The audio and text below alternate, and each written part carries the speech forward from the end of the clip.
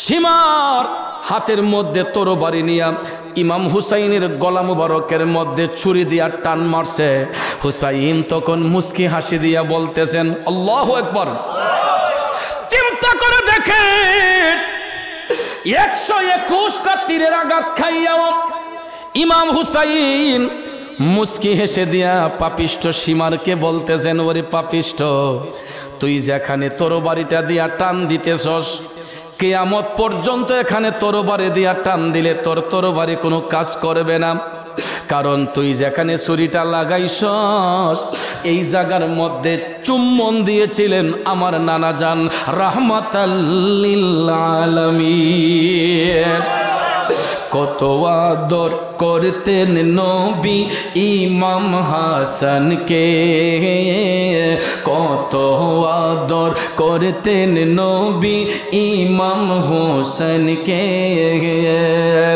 আদর করে চুমু খেতেন তাদের গলেতে, কত আদর করতেন নবী ইমাম হোসেনকে।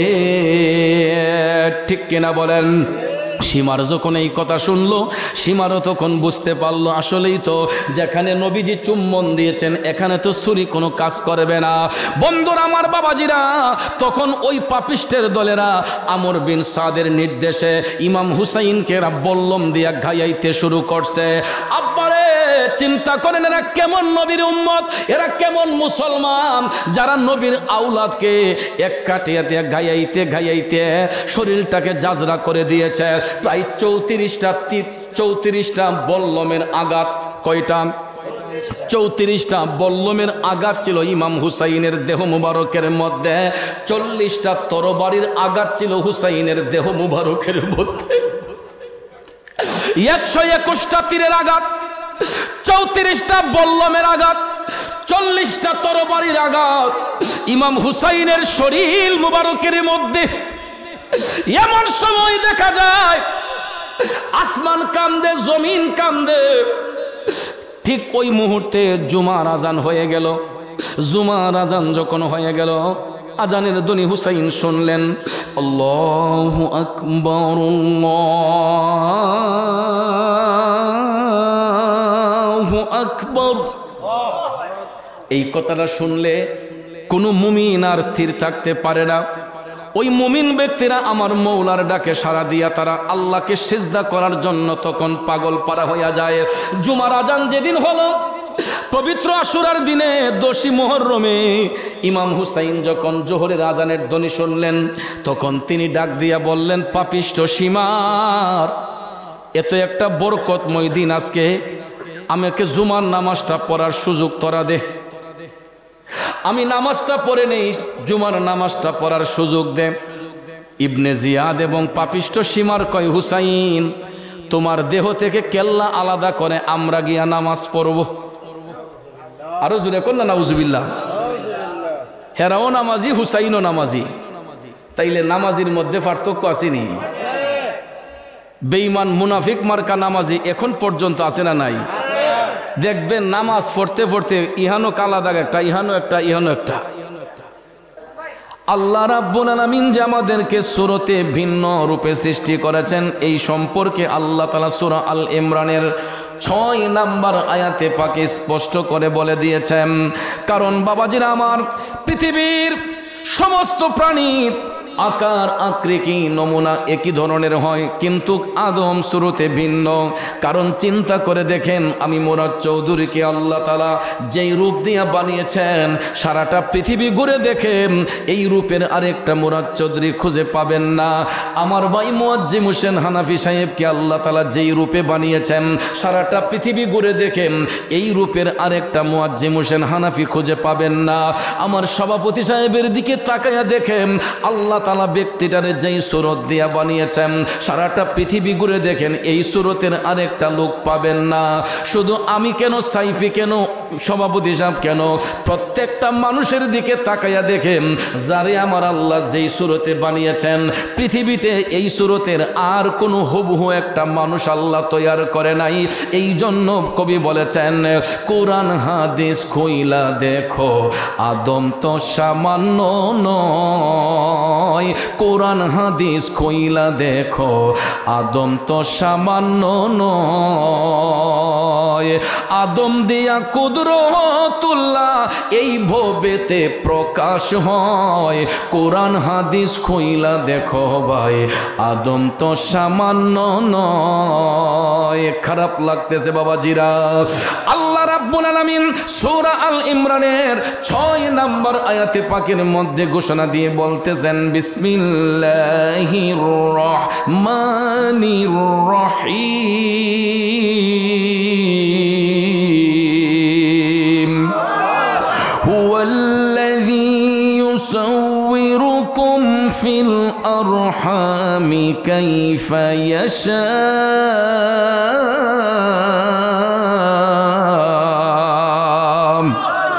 আল্লাহ তাআলা বলেন, তিনি সেই মহান সত্তা যিনি মাতৃগর্ভে বান্দাদের আকৃতি গঠন করে দিয়েছেন, তিনি মায়ের জরায়ুর মধ্যে তোমাদের আকৃতি গঠন করে দিয়েছেন। আল্লাহ তাআলা ঘোষণা করেন, তিনি সেই মহান আল্লাহ যিনি আপন ইচ্ছে অনুযায়ী মায়ের গর্ভে সন্তানের আকৃতি গঠন করেছেন।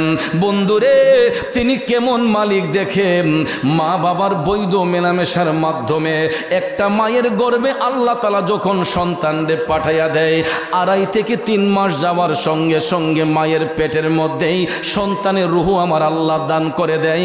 এরপরে 4 মাস 5 মাস পার হয়ে যাবার পরে আস্তে আস্তে ওই সন্তানটা মায়ের রক্ত মাংস খাইয়া মায়ের পেটের মধ্যে থাকা অবস্থায় সন্তানের হাত হইয়া যায়, পাও হইয়া যায়, নাক হইয়া যায়, মুখ হইয়া যায়, অল বডি কমপ্লিট হইয়া যায়। দুনিয়ার আলো বাতাস দেখার আগেই মায়ের গর্ভে থাকার মধ্যেই সন্তানের আকৃতি আমার আল্লাহ গঠন করে দেয়।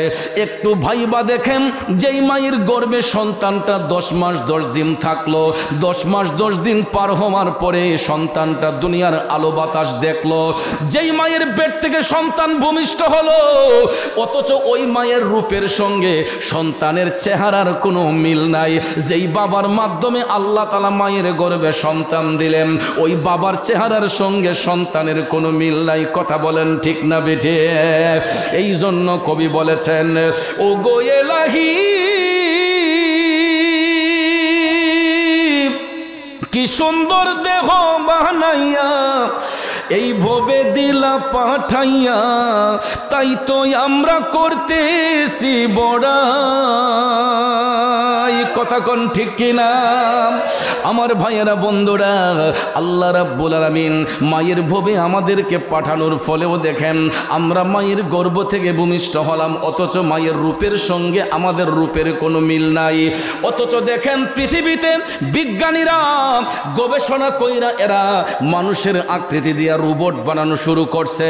আপনারা চিন্তা করে দেখেন, একটা রোবট যদি কিনতে হয় কত লক্ষ লক্ষ টাকা পকেট থেকে গুনতে হয়। একটা মানুষের তৈরিকৃত রোবট যদি কিনতে হয় 15 লক্ষ 20 লক্ষ 30 লক্ষ টাকার প্রয়োজন হয়। অথচ দেখেন ওই রোবটটা তার নিজ শক্তি দিয়ে হাঁটতে পারে না, দেখতে যদিও অবিকল মানুষের মতো বানিয়ে ফেলে, হাত দেয়, পাও দেয়, চোখ দেয়, সব কিছু দেয়। অথচ ভাইয়ার আমার, পৃথিবীর কোনো বিজ্ঞানী ওই রোবটের ভিতরে মানুষের আকৃতি দিয়া বানাইলেও এটার ভিতরে কি জীবন দেওয়ার শক্তি কারো আছে? আপনারা বলেন আছে? জীবন দেওয়ার শক্তি, ওই জিনিসটার নাম হলো ঈমান। আব্বারে, বাবুর্চি আইনা যদি রান্না করে তরকারির মধ্যে সব ধরনের মশলা দিয়া একটা জিনিস যদি তরকারিতে না দেওয়া হয়, তরকারির স্বাদ বাড়ে না কমে? জিনিসটার নাম কি? নাম কি? লবণটা কি খুব বেশি দাম? হ্যাঁ, মশলাপাতি কিনতে গেলে দেখবেন অন্যান্য মশলার তুলনায় লবণের দামটা একটু কমই থাকে, ঠিক না ঠিক? 1 মণ গোস্ত পাক করতে গেলে কমপক্ষে 50 গ্রাম এলাচি দেওয়ান লাগে। কথা কোন ঠিক না ঠিক? কমপক্ষে 1 মণ গোস্ত রান্না করলে 50 গ্রাম এলাচি দেওয়ান লাগে। তো বাজারে গিয়ে দেখেন তো 50 গ্রাম এলাচির দাম কত? 50 গ্রাম এলাচির দাম কত দেখবেন, আর 1 কেজি লবণের দাম কত দেখবেন। লবণ যদিও কেজিতে বিক্রি হয়, 1 কেজি লবণ আনতে গেলে এত টাকা লাগে না, কিন্তু 50 গ্রাম এলাচি আনতে গেলে অনেক টাকা লাগে। কিন্তু এই দামি এলাচি তরকারিতে দেওয়ার পরেও দারচিনি দিলেন, লং দিলেন, সব ধরনের পেঁয়াজ রসুন আদা মশলাপাতি দেওয়ার পরেও লবণটা যদিও দামে একটু কম হয়, এটার মূল্য কম না বেশি? দাম যদিও কম হয়, এটার গুণগত মান বেশি না কম? কারণ এই জিনিসটা না দিলে যত রঙের তরকারি রান্না করেন, চাইনিজ সবজি বলেন, রোস্ট কুরমা পোলাও বলেন, কোনো তরকারির মধ্যে স্বাদ বাড়বে? আপনারা বলেন বাড়বে? এই জন্য কবি বলেছেন, আলিম হইয়া রিয়াকারি মন রে ওয়াজ করে পরের বাড়ি, লবণ ছাড়া তরকারি কোনো মূল্য নাই। হাইরে লবণ ছাড়া তরকারি কোনো মূল্য নাই। প্রেমের বাজারে দেখি মানুষ নাহি পায়, ববের বাজারে মানুষ সীমা শঙ্কা নাই। প্রেমের বাজারে দেখি মানুষ নাহি পায়। আব্বা ইমানের পক্ষে সব সময় লোক থাকবে কম, বাতিলের পক্ষে লোক থাকবে বেশি, ঠিক কিনা কোন? ইসলাম কায়েম হওয়ার পর থেকে এ যাবৎ পর্যন্ত যতটা যুদ্ধ সংগঠিত হয়েছে, প্রত্যেকটা যুদ্ধের ময়দানে বাতিলের সংখ্যা ছিল বেশি, মুমিনদের সংখ্যা ছিল কম। এখন প্রশ্ন হলো, মুমিনদের সংখ্যা কম হলেও জয় কি মুমিনের হবে না বাতিলের হবে? মুমিনের হবে নাকি বাতিলের হবে? কারবালার ময়দানে 22,000 এজিদের সৈন্য ছিল।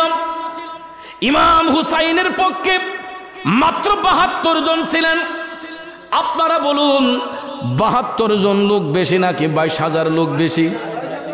কোথায় 22,000 আর কোথায় মাত্র 72 জন? চিন্তার বিষয় না? কোথায় 22,000 আর কোথায় 72 জন? 22,000 লোকে যদি 72 জন লোকরে যদি অ্যাটাক করে, এদের দেহের মধ্যে হাড্ডি মাংস থাকার কথা? আপনারা বলেন কথা?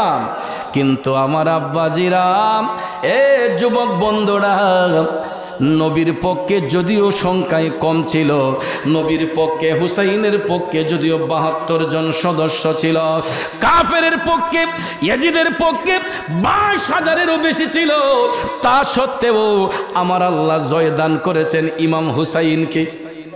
যা টুকরা করে দেব যদি নবী তুমি চাও, ও গোয়ারি জি আমার এই জীবনে একবার দেখা দাও। হাবিবি ইয়া রাসূলুল্লাহ, হাবিবি ইয়া হাবিবাল্লাহ, হাবিবি ইয়া রাসূলুল্লাহ, হাবিবি ইয়া।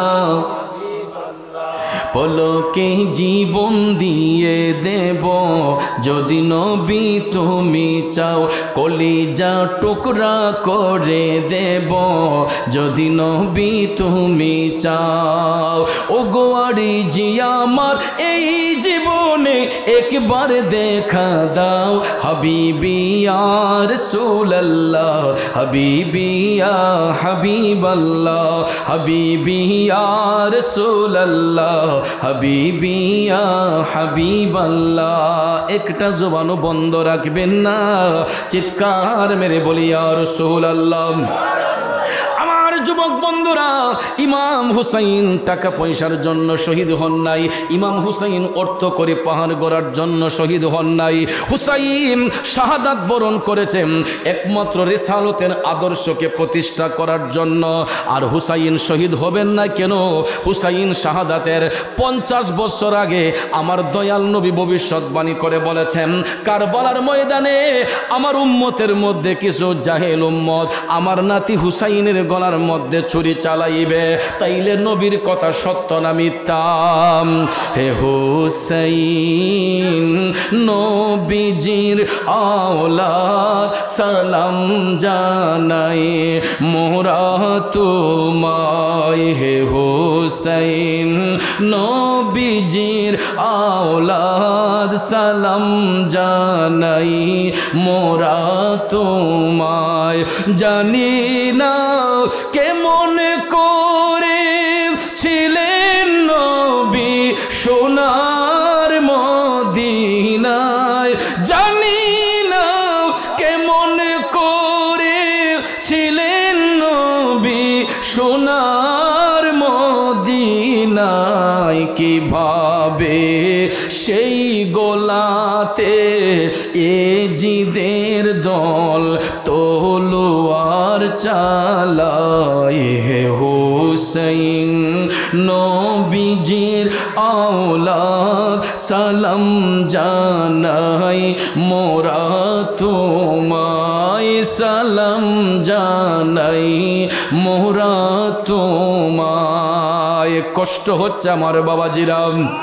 ইমাম হুসাইন রাদিয়াল্লাহু তাআলা আনহু কারবালার ময়দানে যেই দিন শহীদ হবেন, 121টা তীরের আঘাত যখন হুসাইনের দেহ মুবারকের মধ্যে লাগছে, তিনি যখন কারবালার ময়দানে পড়ে গেলেন পবিত্র আশুরার দিনে।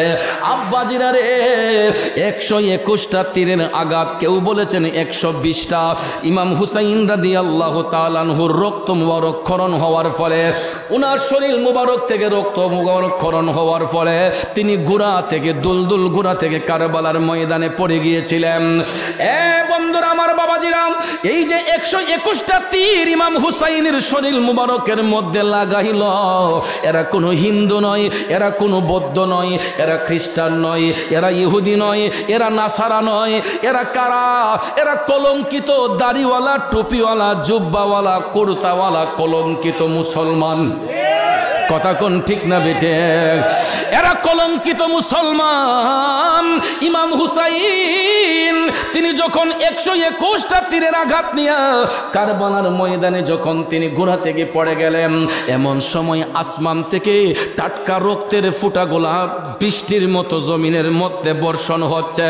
সবুজ গাছের পাতাগুলা লালাকার ধারণ কইরা গাছের পাতা থেকে টাটকা রক্তগুলা কারবালার ময়দানে টপ টপ করে পড়তেছে।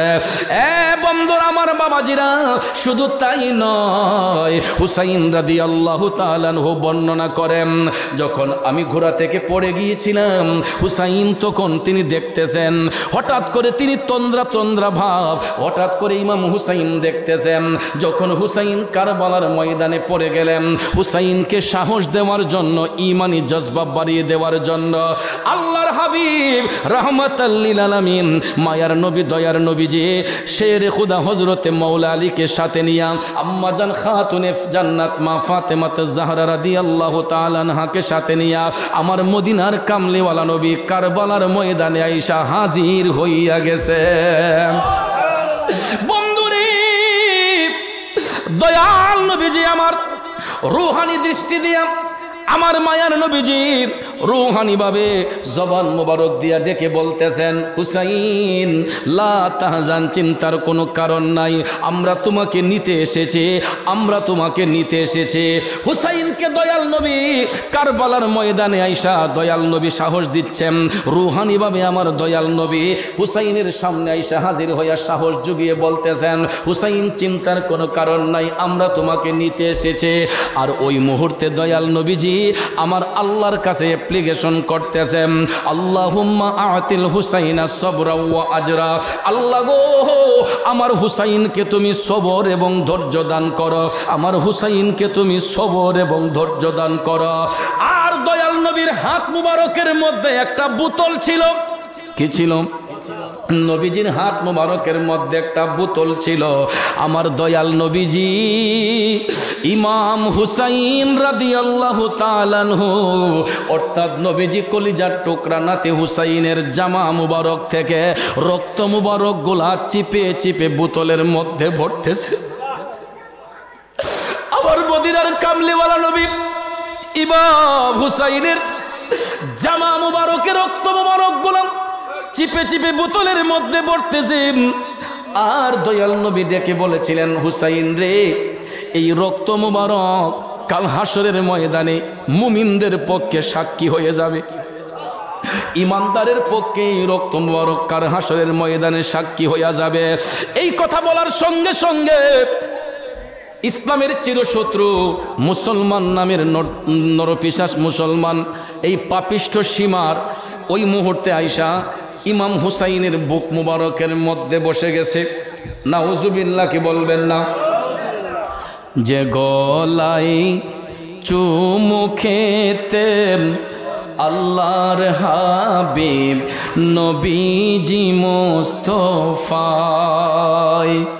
যে গলায় চুমু খেতেন আল্লাহর হাবিব নবীজি মুস্তাফা, কিভাবে সীমারের দোল সেই গোলাতে তলোয়ার চালায়। হে হুসাইন নবীজির আওলাদ সালাম জানাই মোরা তোমায়, সালাম জানাই মোরা তোমায়। বন্ধুরা আমার, বাবাজিরা, 121টা তীরের আঘাত নিয়ে হুসাইন কারবালার ময়দানে এমন সময় নরপিশাচ সীমার ইমাম হুসাইনের বুকের মধ্যে বসে গেছে। সীমার যখন বুক মোবারকে বসলো, ইমাম হুসাইন রক্তমাখা শরীর মোবারক নিয়ে ডেকে বলতেছেন, হে পাপিষ্ঠ সীমার, আমার নানাজান রাহমাতাল লিল আলামিন 50 বছর আগেই বলেছিলেন যে কারবালার ময়দানে হুসাইনের বুকের মধ্যে একটা হিংস্র জানোয়ার বসবে, মানুষরূপী একটা হিংস্র জানোয়ার বসবে। তাইলে আমার নানাজানের কথা মোতাবেক এই হিংস্র জানোয়ার, মানুষরূপী জানোয়ার তুই সীমার। এটা বলার সঙ্গে সঙ্গে সীমার হাতের মধ্যে তরবারি নিয়া ইমাম হুসাইনের গলা মুবারকের মধ্যে ছুরি দিয়া টান মারছে। হুসাইন তখন মুস্কি হাসি দিয়া বলতেছেন, আল্লাহু আকবার। চিন্তা করে দেখেন, 121টা তীরের আঘাত খাইয়াও ইমাম হুসাইন মুস্কি হেসে দিয়া পাপিষ্ঠ সীমারকে বলতেছেন, ওরে পাপিষ্ঠ, তুই যেখানে তরবারিটা দিয়া টান দিতেছস, কিয়ামত পর্যন্ত এখানে তরবারি দিয়া টান দিলে তোর তরবারি কোনো কাজ করবে না। কারণ তুই যেখানে ছুরিটা লাগাইছস এই জায়গার মধ্যে চুম্বন দিয়েছিলেন আমার নানাজান রাহমাতাল লিল আলামিন। কত আদর করতেন নবী ইমাম হাসানকে, কত আদর করতেন নবী ইমাম হোসেনকে, আদর করে চুমু খেতেন তাদের গোলেতে, কত আদর করতেন নবী ইমাম হোসেনকে। ঠিক কিনা বলেন? সীমার যখন এই কথা শুনলো, সীমারও তখন বুঝতে পারলো আসলেই তো যেখানে নবীজি চুম্বন দিয়েছেন এখানে তো ছুরি কোনো কাজ করবে না। বন্ধুরা আমার, বাবাজিরা, তখন ওই পাপিষ্টের দলেরা আমর বিন সাদের নির্দেশে ইমাম হুসাইনকে বল্লম দিয়া ঘাইয়াইতে শুরু করছে। আব্বারে, চিন্তা করেন এরা কেমন নবীর উম্মত, এরা কেমন মুসলমান যারা নবীর আওলাদকে এক কাটিয়াতে ঘাইয়াইতে ঘাইয়াইতে শরীরটাকে জাজরা করে দিয়েছে। প্রায় 34টা বল্লমের আঘাত। কয়টা? 34টা বল্লমের আঘাত ছিল ইমাম হুসাইনের দেহ মুবারকের মধ্যে। 40টা তরবারির আঘাত ছিল হুসাইনের দেহ মুবারকের মধ্যে। 121টা তীরের আঘাত, 34টা বল্লমের আঘাত, 40টা তরবারির আঘাত ইমাম হুসাইনের শরীর মুবারকের মধ্যে। এমন সময় দেখা যায় আসমান কান্দে, জমিন কান্দে। ঠিক ওই মুহূর্তে জুমার আজান হয়ে গেল। জুমার আজান যখন হয়ে গেল, আজানের ধ্বনি হুসাইন শুনলেন, আল্লাহু আকবার, আল্লাহু আকবার। এই কথাটা শুনলে কোনো মুমিন আর স্থির থাকতে পারে না। ওই মুমিন ব্যক্তিরা আমার মৌলার ডাকে সাড়া দিয়া তারা আল্লাহকে সিজদা করার জন্য তখন পাগল পারা হইয়া যায়। জুমার আজান যেদিন হলো, পবিত্র আশুরার দিনে 10ই মুহররমে ইমাম হুসাইন যখন জোহরের আজানের ধ্বনি শুনলেন, তখন তিনি ডাক দিয়া বললেন, পাপিষ্ঠ সীমার, এত একটা বরকতময় দিন আজকে, আমাকে জুমার নামাজটা পড়ার সুযোগ তোরা দে। আমি নামাজটা পড়ে নেই, জুমার নামাজটা পড়ার সুযোগ দে। ইবনে জিয়াদ এবং পাপিষ্ঠ সীমার কয়, হুসাইন, তোমার দেহ থেকে কেল্লা আলাদা করে আমরা গিয়া নামাজ পড়ব। আরো জোরে কোন না, নাউজুবিল্লাহ। হেরাও নামাজি, হুসাইনও নামাজি, তাইলে নামাজির মধ্যে পার্থক্য আসেনি? বেঈমান মুনাফিক মার্কা নামাজি এখন পর্যন্ত আছে না নাই? দেখবেন নামাজ পড়তে পড়তে ইহানো কালা দাগ একটা, ইহানো একটা, ইহানো একটা, একদম রিক্সার মতো লাগে, ঠিক না ঠিক? রিক্সার 3 চাক্কার মতো আছে না বাজান? অথচ দেখবেন সুদের ব্যবসা বন্ধ নাই, ঘুষের ব্যবসা বন্ধ নাই, চিটারি বাটপারি বন্ধ নাই, টেন্ডারবাজি বন্ধ নাই, চাঁদাবাজি বন্ধ নাই। কথা কোন ঠিক না ঠিক? আবার পকেটের মধ্যে টুপি আছে, মুখের মধ্যে দাড়ি আছে, এরপরও দেখবেন এরা চিটারি বাটপারি বন্ধ করে না। কথা কোন ঠিক না ঠিক? তাহলে এজিদের গোষ্ঠীরা এরা তখনও নামাজ পড়ছিল, এখনো নামাজ পড়তেছে, কিন্তু নামাজ পড়লে কি হবে? এরা নামাজ পড়াও মুনাফিকি ছাড়ে না। কথা কোন ঠিক না ঠিক? এই জন্য বাজান আমার কবি বলেছেন, নামাজ পড়ো রে গহিনে ডুবিয়া নামাজ পড়ো, পঞ্চয়াত্মা মুক্তা দিয়া জ্ঞানী মান সাজাইও রে গহিনে ডুবিয়া নামাজ পড়ো। এই পাক পাঞ্জাতনের প্রেম যার অন্তরের মধ্যে নাই, তার নামাজ দিয়া লাভ কি, রোজা দিয়া লাভ কি? আহলে বায়াতের মোহব্বত যার অন্তরের মধ্যে নাই, তার নামাজ দিয়া লাভ কি, রোজা দিয়া লাভ কি? তার নামাজ রোজা সব বিফলে যাবে, কারণ তার অন্তরে হুব্বে মোস্তফার প্রেম নাই, আহলে বায়াতের প্রেম নাই, পাক পাঞ্জাতনের প্রেম নাই। কথা কোন ঠিক না বেঠে? এই জন্য আব্বাজির আমার, নামাজ পড়ার আগে ইমান আমলটাকে শুদ্ধ করতে হবে। নামাজ পড়ার আগে নামাজওয়ালাকে চিনতে হবে, যার মাধ্যমে নামাজ পাইলাম, যার মাধ্যমে রোজা পাইলাম, ওই নবীকে চিনতে হবে, ওই নবীর আওলাদকে চিনতে হবে। কথা কোন ঠিক না বেঠিক? হুসাইন ডাক দিয়া কয়, পাপিষ্টের দলেরা আমারে জুমার নামাজটা পড়ার সুযোগ দেয়। ওই সমস্ত সীমারের গোষ্ঠীরা কয়, হুসাইন, তোমার দেহ থেকে কেল্লা আলাদা করে আমরা গিয়া নামাজ পড়ব। এই কথা বলার সঙ্গে সঙ্গে ইমাম হুসাইন তিনি ভাবলেন, এদের অন্তরে তো দয়া মায়া নাই। সঙ্গে সঙ্গে ইমাম হুসাইন বডিটার একটু ঘুরাইয়া তিনি কেবলামুখী হইয়া সিজদা অবনত হইলেন। সিজদা করবে একমাত্র কারে? জোরে কোন কারে? সিজদা হবে একমাত্র কার জন্য? পৃথিবীতে আল্লাহ ব্যতীত অন্য কোনো ব্যক্তিকে সিজদা করা যাবে না।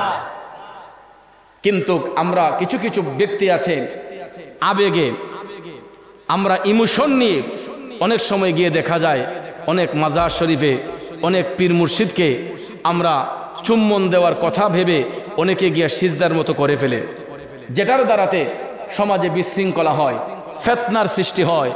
আমি আপনাদেরকে বিনয় করে বলবো, যদি এখন সোশ্যাল মিডিয়ার যুগ, তথ্য প্রযুক্তির যুগ, যে কোনোভাবে এগুলা আপনার রেকর্ডিং হয়ে যেতে পারে। এইরকমভাবে আপনি আপনার পীর মুর্শিদকে তাজিম করে চুম্বন দিচ্ছেন, কদমে কদম বুসি করছেন, কিন্তু আরেকজন এটা প্রচার করবে যে অমুকরে সেজদা মারছে, মাথা নুইয়া সেজদা মারছে, তখন এটার দ্বারা বিশৃঙ্খলা হয়, সমাজের মধ্যে ফিতনার সৃষ্টি হয়। সেই বিধায় বর্তমান সিচুয়েশনে আমরা এই সমস্ত কাজ থেকে একটু দূরে থাকবো। পীর মুর্শিদকে কদমবুসি করেন, হাত দিয়ে ছুঁয়ে কদমবুসি করে ফেলেন, কিন্তু অনেকে আবেগের বশীভূত হইয়া বেশি আবেগ উজাড় করতে গিয়া দেখা যায় যখন পায়ের মধ্যে গিয়ে চুম্বন দিতে যায়, এমন সময় নাক কপাল জমিনের মধ্যে লেগে যায়। যদিও ওই ব্যক্তি সিজদার উদ্দেশ্যে দিচ্ছে না, কিন্তু আরও 5 জনে এটা ফিতনার সৃষ্টি করে সমাজের মধ্যে একটা বড় ধরনের একটা বিশৃঙ্খলা তৈরি হয়ে যায়। কথা কোন ঠিক না বেঠিক? এই জন্য এই সমস্ত কাজ থেকে আমরা সব সময় দূরে থাকব, কারণ সিজদা করবে একমাত্র কারে? আল্লাহ ব্যতীত আর কাউকে সিজদা করব। কিন্তু পীর মুর্শিদকে, মা বাবাকে, বড় ভাইকে আমরা কদমবুসি করব, পায়ে ধরে সালাম করব, এতে কোনো অসুবিধা নেই। কিন্তু সিজদা হবে নাক কপাল শুধুমাত্র হবে কার জন্য? আল্লাহ পাকের জন্য। এই জন্য ইমাম হুসাইন অশ্রুসিক্ত নয়নে শরীর মুবারকে রক্ত মুবারক ঝরঝর করে পড়ছে, দেহের মধ্যে প্রাণ আছে। এরপরে ইমাম হুসাইন তিনি শরীরটাকে ঘুরিয়ে কেবলামুখী হয়ে নাক কপাল জমিনে লাগাইয়া যখন তিনি উপর হয়ে শুইলেন, এমন সময় পাপিষ্ঠ সীমার পিছনে যাইয়া তরবারি হাতের মধ্যে নিয়া ইমাম হুসাইন রাদিয়াল্লাহু তাআলা আনহুর গর্দান মুবারকের মধ্যে এমন একটা ছেদ মারছে রে, কারবালার ময়দানে ইমাম হুসাইনের বডি থেকে কেল্লা মুবারকটা আলাদা হইয়া গেছে। ইন্না লিল্লাহি ওয়া ইন্না ইলাইহি রাজিউন। বাবাজিরা আমার, বন্ধুরা আমার, আমরা যখন কোনো মানুষ শহীদ হয় বা অ্যাক্সিডেন্টে মারা যায় বা দুর্ঘটনায় মারা যায়, বর্তমান সময়ে আমরা টেলিফোনের মাধ্যমে খবরটা পৌঁছাই, ঠিক না ঠিক? হুসাইন কারবালার ময়দানে শহীদ হইবেন, এই ভবিষ্যৎবাণী 50 বছর আগে আমার নবীজি বলে দিয়েছিলেন। নাইলে পৃথিবীবাসীরা জানবে কেমনে যে হুসাইন আশুরার দিনে শহীদ হয়েছেন? আমার রসুল হুসাইন শহীদ হওয়ার 50 বছর আগে বলে দিয়েছিলেন যেই দিন কারবালার ময়দানে হুসাইন শহীদ হবে, ওই দিন মহিলাদের কলস ভর্তি পানিগুলা রক্তে লাল হইয়া যাবে। মক্কা শরীফ মদিনা শরীফের মধ্যে যারা অবস্থান করেছিল, পবিত্র আশুরার দিনে মহিলারা যখন কলস থেকে পানি ঢালতে গেল, তখন তারা দেখে কলসির পানিগুলা রক্তে লাল। মক্কাবাসীরা দেখলো পানিগুলা রক্তে লাল, মদিনাবাসীরা দেখতেছে পানিগুলা রক্তে লাল। গোটা পৃথিবী সেই দিন রক্তে লাল হইয়া গেছিল গো। এ বন্ধুরা আমার, বাবাজিরা, যখন মহিলারা দেখছে কলস ভর্তি পানিগুলা রক্তে লাল হইয়া গেছে, সবাই কান্না শুরু করে দিল রে। ইমাম হুসাইন আজকে আশুরার দিন, হয়তো ইমাম হুসাইন কারবালার ময়দানে শহীদ হইয়া গেছে। সত্যি সত্যি আমার ভাইয়েরা, ইমাম হুসাইন শাহাদাতের পরে আকাশ কেঁদেছে, জমিন কেঁদেছে, গাছের পাতাগুলা কেঁদেছে। শুধু তাই নয়, দুলদুল গোরা যখন দেখলো ইমাম হুসাইনের দেহ মুবারক থেকে কেল্লা মুবারকটা আলাদা, এমন সময় দুলদুল গোরা ঠপ ঠপ করে চোখের পানি ছাইরা কান্দে। ইমাম হুসাইনের দেহ মুবারক থেকে রক্ত মুবারক কপালের মধ্যে লাগাইয়া ওই দুলদুল ঘোড়া তাবুর দিকে যখন যাইতে লাগলো, আমর বিন সাদ নির্দেশ দিল তাড়াতাড়ি হুসাইনের ঘোড়াটাকে আটকাও। যখন তারা ইমাম হুসাইনের ঘোড়াকে আটকাইতে গেল, এই দুলদুল ঘোড়া তার দাঁত দিয়া তার পা দিয়া এমন ভাবে আক্রমণ শুরু করে দিল, 17 জন এজিদের সৈন্যরে কতল কইরা দুলদুল ঘোড়া তাবুর কাছে যাইয়া কান্না শুরু করছে। ইমাম হুসাইন যেই ঘোড়াতে গেছিলেন, এই ঘোড়াটাও ইমাম হুসাইনের পক্ষে জিহাদ করেছে, যুদ্ধ করেছে। ঘোড়া তার পাও দিয়া দাঁত দিয়া কামড়াইয়া 17 জন এজিদের চেলারে, 17টা এজিদের চেলারে কতল কইরা দুলদুল ঘোড়া হুসাইনের রক্ত নিয়া যখন কারবালার প্রান্তরে তাবুর অভ্যন্তরে গেল, গিয়া যখন ঘোড়া কান্নাকাটি শুরু করলো, ইমাম হুসাইনের কলিজার টুকরা বোন জাইনাব রাদিয়াল্লাহু তাআলা আনহা তিনি বের হয়ে আসলেন। আয়েশা দেখেন ঘোড়ার কপালের মধ্যে রক্ত মুবারক, ঘোড়ার পিঠটা খালি। জাইনাব একটা চিৎকার মেরে বললেন, আল্লাহ আল্লাহ বলে ডাকটা দেওয়ার সঙ্গে সঙ্গে তাবুর ভিতরে একটা সরগোল শুরু হয়ে গেছে, আতঙ্ক। জাইনাবের কান্নার শব্দ শুইনা ইমাম জাইনুল আবেদিন দৌড় দিয়ে আসলো ফুফির কাছে। আয়েশা দেখতেছে ঘোড়ার পিঠটা খালি। জাইনুল আবেদিন ডাক দিয়া কই, ফুফি আম্মা গো। জাইনাব ডাক দিয়া বলতেছে, জাইনুল আবেদিন তুমি তো, তোমার বাবা তো তোমাকে আমার কাছে আমানতে রাখছে, তুমি তাবু থেকে বের হইও না, এই জালেমের দলের না হয় তোমাকেও ছাড়বে না, তুমি তাবুর ভিতরেই থাকো, সকিনাকে দেখে রাখো, তোমার আম্মার পাশে থাকো। জাইনাব রাদিয়াল্লাহু তাআলা আনহা যখন দেখলেন হুসাইন কারবালায় শহীদ হয়ে গেছেন, ঘোড়ার পিঠটা খালি, তখন জাইনাব রাদিয়াল্লাহু তাআলা আনহা একটা দৌড় দিয়া তিনি কারবালার ময়দানে গেলেন। যাইয়া দেখে গো হুসাইন রাদিয়াল্লাহু তাআলা আনহুর বডিটা এক জায়গায়, কেল্লা মোবারকটা আরেক জায়গায়, শরীরের পোশাক মোবারকটা দেইখা তিনি বুঝতে পারলেন, হুসাইনের দেহ মোবারকটা শনাক্ত করলেন। এ বন্ধুরা আমার, আজ পর্যন্ত দেখবেন বোন যদি স্বামীর বাড়িতে থাকে, ভাইয়ের যদি কোনো বিপদ হয় দেখবেন, বোনটা যদি 5 মাইল দূরেও থাকে, যদি জানতে পারে তার ভাইয়ের একটা বিপদ, দেখবেন সব কিছু ছাইরা ওই বোনটা পাগলের মতো ভাইয়ের কাছে দইরা চলে আসে। ঠিক না বেঠিক? যায়েনব রাদিয়াল্লাহু তাআলা আনহা একটা দৌড় দিয়া কারবালার ময়দানে যাইয়া যখন দেখলেন হুসাইনের দেহ মুবারক এক জায়গায়, কেল্লা মুবারক আর এক জায়গায়, তখন তিনি ডাক দিয়া বলেছিলেন, হে জালেমের দলেরা, নবীর নাতি, নবীর কলেজার টুকরা নাতি হুসাইনকে তোরা হত্যা করেছস, শহীদ করে দিয়েছস। তোরা মনে করিস না তোরা জিতে গেছস, হুসাইন মরে নাই, হুসাইন জিন্দা। যায়েনব বলতেছেন, আমার আল্লাহ কোরআন দিয়ে প্রমাণ দিয়েছেন হুসাইন মরে নাই, হুসাইন জিন্দা। তোরা মনে করিস না তোরা জিতে গেছস। এই কারবালার স্মৃতিগুলা আমি যায়েনবের চোখের মধ্যে আমি বাসায়া নিচ্ছে। কারবালার স্মৃতিগুলা কোন জায়গায় কখন কোন ঘটনা হয়েছে আমি যায়েনব জ্বলন্ত সাক্ষী। হাসরের ময়দানে আমি দয়াল নবীর কাছে সব ঘটনা আমি খুলে বলবো। সেই দিন তোরা আল্লাহর আদালত থেকে কেমনে মুক্তি পাবে আমি যায়েনব সেটা দেখে নেব। যায়েনব বলতেছেন, আমি সাক্ষী কারবালার ময়দানে কখন কোন জায়গায় কি ঘটনা হয়েছে।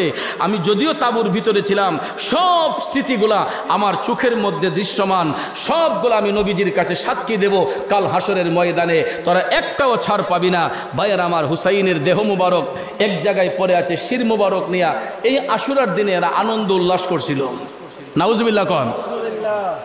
আশুরার দিন কি ডুল বাজানোর দিন না কান্নার দিন? আমাদের দেশে তো আশুরার দিনে কিছু কিছু ভাইসাব দেখবেন এরা একটা প্রফেশন তৈরি করছে। আশুরার দিনে লাল কাপড় মাথায় বাইন্দা, শরীরে বাইন্দা, দেখবেন তাজিয়া মিছিল দিয়া, গুড়া সাজাইয়া, মুকাম বানাইয়া রাস্তার মধ্যে হাঁটে আর মিছিল করে, তরবারি দিয়া আঘাত করে, লাঠি খেলা খেলে। আছে না নাই? এটা আহলে বায়াতের প্রেম নয়। আপনারা রাগ করবেন না যদি কারো মধ্যে এরকম অভ্যাস থাকে, শুনুন, না জেনে করতে পারেন। ইমাম হুসাইন রাদিয়াল্লাহু তাআলা আনহুর শাহাদাতের পরে যারা মাতম করছিল এরা কারা জানেন? এরা শিয়ারা, এরা কুফার বেঈমান মুসলমান। কুফা নামক জায়গার মধ্যে যেই মুসলমানরা থাকতো, যখন দেখছে হুসাইন শহীদ হয়ে গেছেন, শাহাদাত বরণ করেছেন, তখন এরা ঘরের ছাদে উঠা ইয়া হুসাইন, ইয়া হুসাইন, ইয়া হুসেন বলে এরা শরীরের মধ্যে আঘাত করা শুরু করছে। তখন যায়েনব রাদিয়াল্লাহু তাআলা আনহা বলেছিলেন, হে বেঈমানের দলেরা, তোরা কিয়ামত পর্যন্ত কান্না করলেও আল্লাহর আদালত থেকে তোরা মুক্তি পাবে না। এখন তোমরা ইয়া হুসাইন, ইয়া হুসাইন বলে মাতম করতেছো, তোমরা যখন হুসাইন কারবালার ময়দানে জিহাদ করেন তোমরা তখন ছিলা কোথায়? তখন যায়েনব বলতেছেন, হাসরের ময়দানে আমি তোদের বিরুদ্ধে সাক্ষী দেব, তোরা মায়া কান্না দেখাচ্ছিস, কিয়ামত পর্যন্ত তোরা কান্না করবি, কিন্তু তোদের এই কান্না দিয়া আল্লাহর আদালত থেকে মুক্তি পাবে না। ওই শিয়া গোষ্ঠীরা এরা কান্না করবে, মাথম করবে, কিন্তু এরা আল্লাহর আদালত থেকে মুক্তি পাবে, কারণ এরা বেঈমান, এরা মুনাফিক, এরা আহলে বায়াতের সাথে প্রতারণা করেছে, ইমাম হুসাইনের সঙ্গে বিশ্বাসঘাতকতা করেছে, এরা ইমাম আলী আকবরের সঙ্গে বিশ্বাসঘাতকতা করেছে, এরা আপনার হজরতে জাইনুল আবেদিনের সঙ্গে বিশ্বাসঘাতকতা করেছে। ভাইয়ের আমার, বন্ধুরা আমার, এরা নুমান বিন এরা ইমাম হুসাইনের চাচাতো ভাই ইবনে আব্বাসের সঙ্গে বিশ্বাসঘাতকতা করেছে। এই জন্য এরা কখনো আল্লাহর আদালত থেকে রেহাই পাবে না। আল্লাহ যেন আমাদেরকে সহি বুঝ দান করে, ইমান আমলকে সঠিক করে চলার তৌফিক দান করে। আসলে বলতে গেলে অনেক কথা বলা যায়। এই কারবালার আলোচনা সারা রাত যদি করি এরপরে শেষ হবে না। ভাইয়েরা আমার, বন্ধুরা আমার, পরবর্তী ঘটনা কি ঘটছে ভবিষ্যতে আসলে একদিন শোনাবো না। এখনও বৃষ্টি পড়তেছে, আমরা আর সামনের দিকে যাব না। আসুন নবীজিকে সালাম দিয়ে আমরা একটু, কি আমি মুস্তফা নবীজিকে সালাম দিয়ে